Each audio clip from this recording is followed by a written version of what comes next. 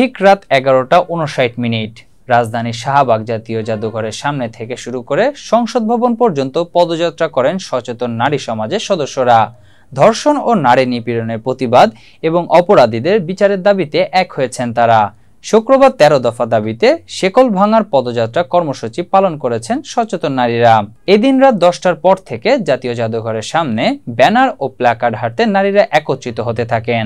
সেখান থেকে festoon, banner ও মশাল জ্বালিয়ে পদযাত্রাটি শুরু হয়। এরপর তা সায়েন্স ল্যাব, কলাবাগান ও আসাদ গেট হয়ে সংসদ ভবনের সামনে এসে শেষ হয়। এতে উপস্থিত ছিলেন অভিনেত্রী আজমেরী হক বাঁধন, নওশাবা, আলোকচিত্রী শহীদুল আলম ও তার স্ত্রী রেহনুমা আহমেদ সহ বেশ কজন মানবাধিকার কর্মী। পদযাত্রায় অংশগ্রহণকারীরা পুরুষের ক্ষমতা ভেঙে হোক সমতা, আইনসিদ্ধ নিপীড়ন বন্ধ হোক, কল্পনা চাকমা কোথায় প্রভৃতি স্লোগানে মুখর করে তোলেন রাজপথ। শিল্পী শায়ানের একটি গানের মাধ্যমে পদযাত্রা সমাপ্ত করেন নারীরা। গানটির শিরোনাম মা বোনেরা সাহস করো। এর আগে এক সংক্ষিপ্ত প্রতিবাদ সমাবেশে বক্তারা তাদের 13 দফা দাবি তুলে ধরেন। এগুলোর মধ্যে অন্যতম হলো সারা দেশে অব্যাহত ধর্ষণ, যৌন সহিংসতার সঙ্গে যুক্তদের দ্রুততম সময়ের মধ্যে দৃষ্টান্তমূলক ও ন্যায্য শাস্তি নিশ্চিত করতে হবে।